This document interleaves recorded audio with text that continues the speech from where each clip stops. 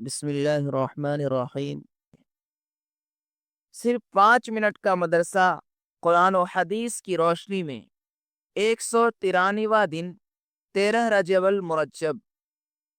Number 1، اسلامی تاریخ۔ حضرت عبد الرحمن بن عوف رضی اللہ تعالی عنہ۔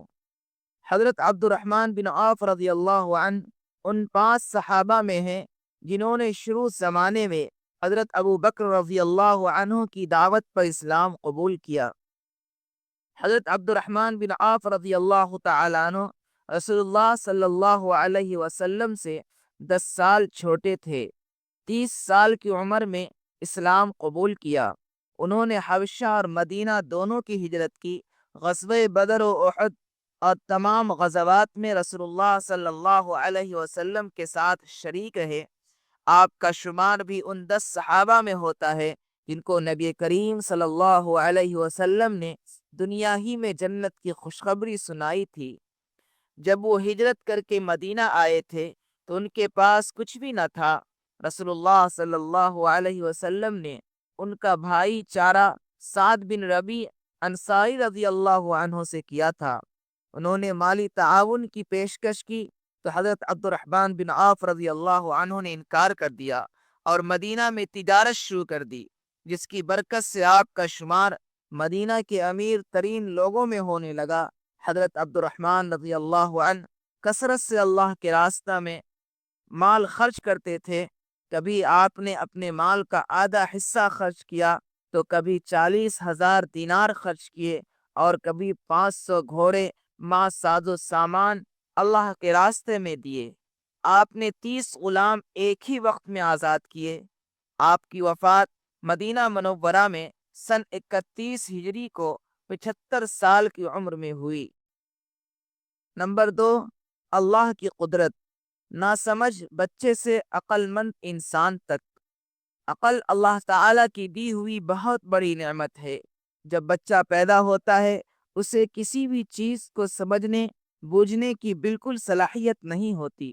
اس کے سامنے آگ اور پانی، سانپ اور رسی سب برابر ہوتے ہیں۔ اسے نہ تو اپنا سطر ڈھانکنے کا ہوش ہو رہتا ہے، نہ سردی گرمی سے بچنے کا ہوش رہتا ہے، لیکن اللہ تعالیٰ اسی کمزور اور نادان بچے کو دھیرے دھیرے بڑھاتے ہیں اور اسے عقل و شعور کی دولت عطا کرتے ہیں، یہاں تک کہ وہ ہر چیز کو سمجھنے لگتا ہے۔ وہ آگ اور سانپ سے بچنے لگتا ہے، وہ اپنے سطر کو چھپاتا ہے، وہ اچھائی اور برائی کو سمجھنے لگتا ہے۔ یہ اللہ تعالیٰ کی قدرت کی کاریگری ہے کہ جس نے ایک چھوٹے سے ناسمجھ بچے کو آہستہ آہستہ عقل و سمجھداری کے کمال تک پہنچایا۔ نمبر 3، ایک فرض کے بارے میں۔ حج کن لوگوں پر فرض ہے؟ قرآن میں اللہ تعالیٰ فرماتا ہے، اللہ کے واسطے ان لوگوں کے ذمے بیت اللہ کا حج کرنا فرض ہے جو وہاں تک پہنچنے کی طاقت رکھتا ہو۔ نمبر 4، ایک سنت کے بارے میں۔ مہمان کا اچھے الفاظ سے استقبال کرنا۔ حضرت ابن عباس رضی اللہ عنہ فرماتے ہیں کہ جب رسول اللہ صلی اللہ علیہ وسلم کی خدمت میں قبیلہ بنو عبد القیس کے لوگ آئے تو رسول اللہ صلی اللہ علیہ وسلم نے فرمایا، مرحبا، یعنی آپ کا آنا مبارک ہو۔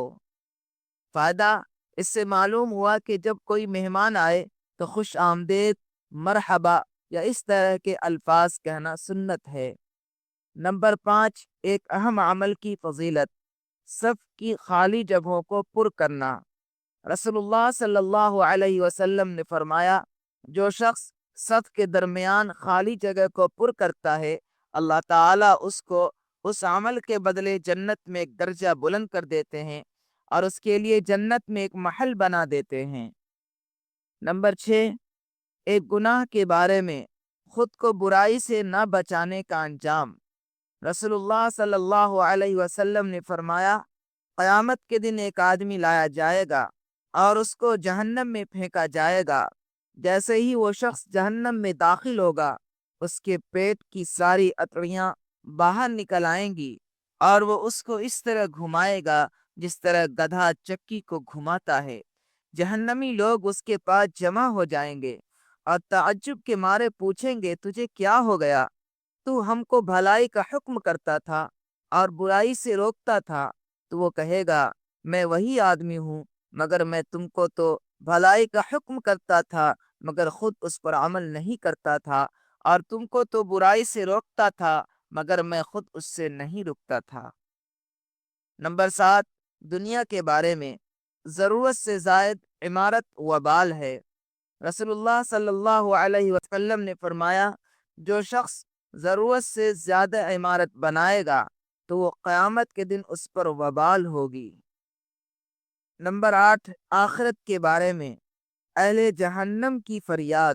قرآن میں اللہ تعالیٰ فرماتا ہے، کافر لوگ دوزخ میں خوب چلاتے ہوں گے، اے ہمارے رب، ہم کو اس دوزخ سے نکال لے، ہم اب نیک کام کیا کریں گے۔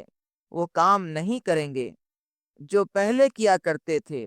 جواب ملے گا، کیا ہم نے تم کو اتنی عمر نہیں دی تھی کہ جس کو سمجھنا ہوتا وہ سمجھ لیتا، اور تمہارے پاس ڈرانے والا بھی پہنچا تھا؟ تو اب عذاب کا مزہ چکھو، ایسے ظالموں کا کوئی مددگار نہیں ہے۔ نمبر 9، طب نبوی سے علاج، کوڑھ کا علاج۔ رسول اللہ صلی اللہ علیہ وسلم نے فرمایا، زیتون کا تیل کھاؤ اور اسے لگاؤ، کیونکہ اس میں 70 بیماریوں سے شفا ہے، جن میں ایک کوڑھ بھی ہے۔ نمبر 10، قرآن کی نصیحت۔ قرآن میں اللہ تعالیٰ فرماتا ہے، تم عورتوں کے ساتھ حسن سلوک سے زندگی گزارو، اور اگر تم کو ان کی کوئی عادت اچھی نہ لگے تو اس کی وجہ سے سختی کا برتاؤ نہ کیا کرو، بلکہ اس پر